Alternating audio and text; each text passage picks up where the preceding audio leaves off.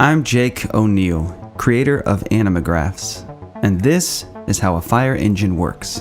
There are many possible model variations for different needs, so I've chosen to focus on a fairly standard pumper truck, designed to transport crew, tools, water, and pumping capabilities to the scene of an incident. First, let's have a look around the exterior. Warning lights, designed to alert drivers for safe fire truck passage, can be changed to steady beams for proper scene illumination when arriving at a destination. The pump on this truck is located midship, though front or rear mount pumps are also possible. Ample rear storage compartments turn this rig into a mobile tool shed. There are folding steps on the back for roof access, where the hose bed, ladders, and more tools reside. Coming around to the front, there's an electronic speaker for various warning sounds, a pre-connected hose for quick access when responding to smaller incidents like trash or car fires. There are loud air horns that can sound as needed by the driver, and a federal Q siren, which is a mechanical device that produces the classic familiar wailing sound.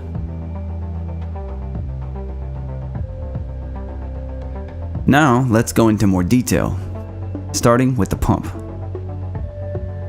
Some pumps have manual controls for every task, especially older pump models.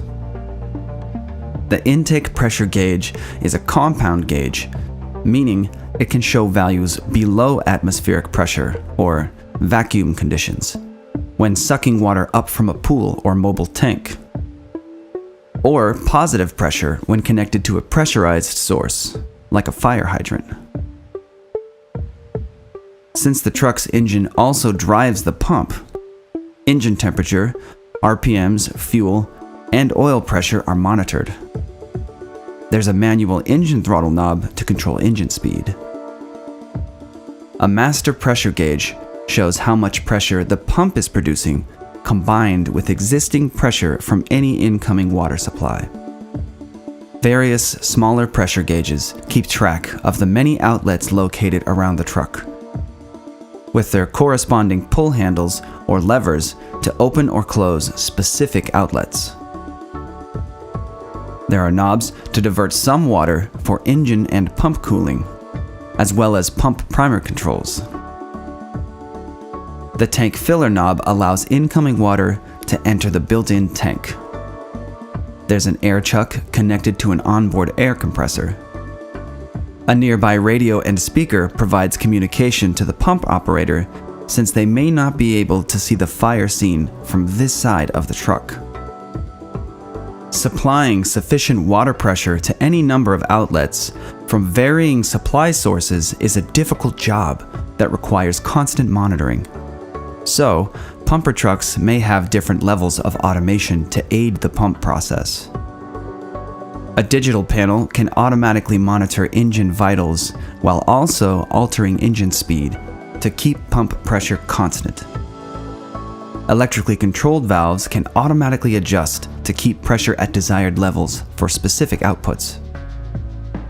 And some of the newest systems are highly automated, allowing a crew member to divert attention to other firefighting tasks.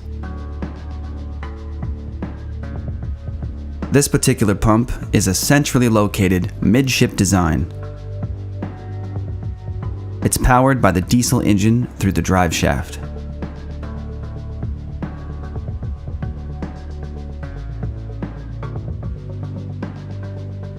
A metal rotating disc with internal fins called the impeller performs the pump work.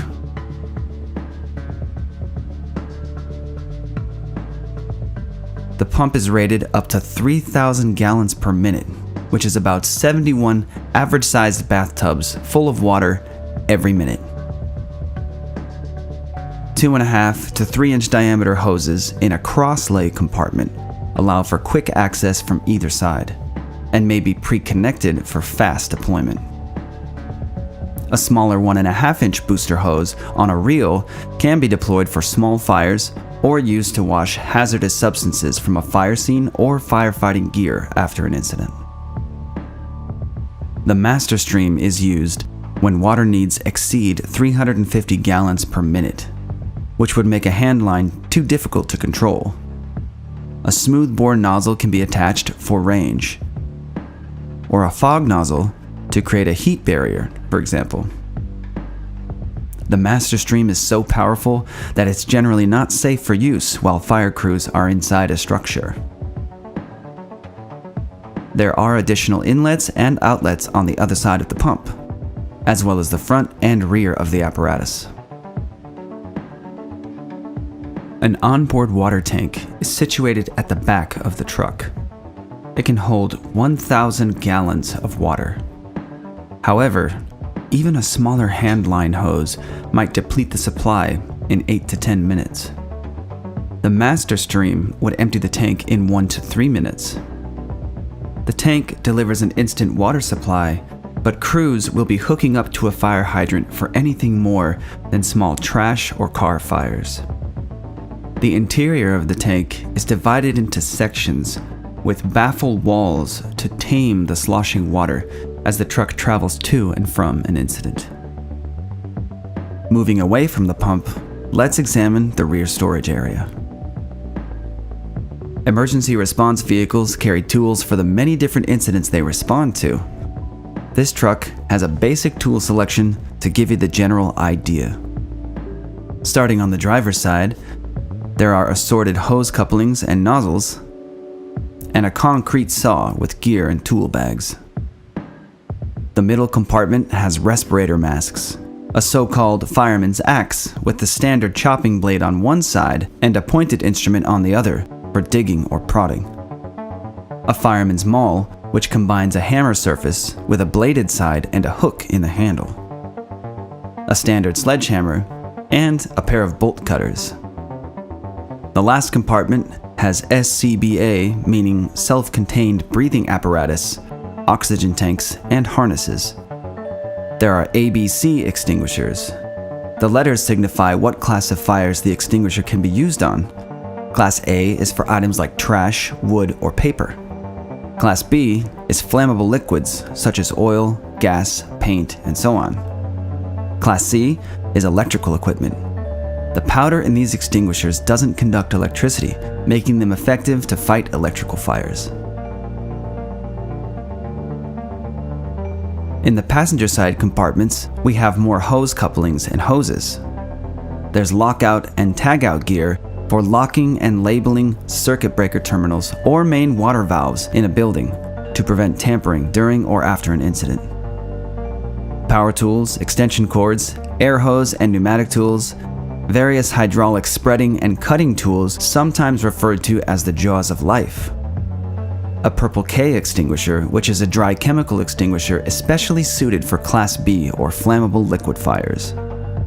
There are various tool cases and familiar hand tools. A hydrant bag with implements to operate fire hydrants. A high-rise kit for standpipe valves. Standpipes are pipes linked to the water main inside buildings that function as a sort of indoor fire hydrant, giving fire crews access to water in large or multi-floor buildings. The CO2 extinguisher uses carbon dioxide to effectively push available oxygen out of the way, drowning the fire. These extinguishers are used for electrical fires and sometimes liquid fires. A high-powered gas fan sits nearby, which firefighters place at doors or openings to remove smoke, heat, or other combustible elements from a building. On top, there's hose beds for storing various hose diameters and lengths. An average length of hose is 50 feet. A pumper might carry something like 800 feet of 2.5-inch or larger hose and 400 feet of 1.5 to 2-inch hose. For comparison, the standard city block in the US is 660 feet on one side. Also on top, there's ladder storage. On the driver's side, there are hard suction hoses for drafting. Drafting means pulling water from a standing water source, like a pool, pond, or portable tank. When multiple emergency vehicles respond to one incident, tanker trucks may deliver water to a portable reservoir that other pumper trucks can draft from. Now let's head to the front of the apparatus, inside the cab. The driver is tasked with safe driving to and from an incident. The large nearby switch bank governs many standard items you might find on a large truck of a similar size. There's also a push-button gear shifter. A central panel with a screen monitors truck-specific functions, but can also control many additional presets, for example, for different external lighting schemes. A pull cord sounds the loud horns, and a foot pedal controls the previously shown Federal Q mechanical siren. The driver uses the road to pump switch to safely engage the pump when the truck is stopped.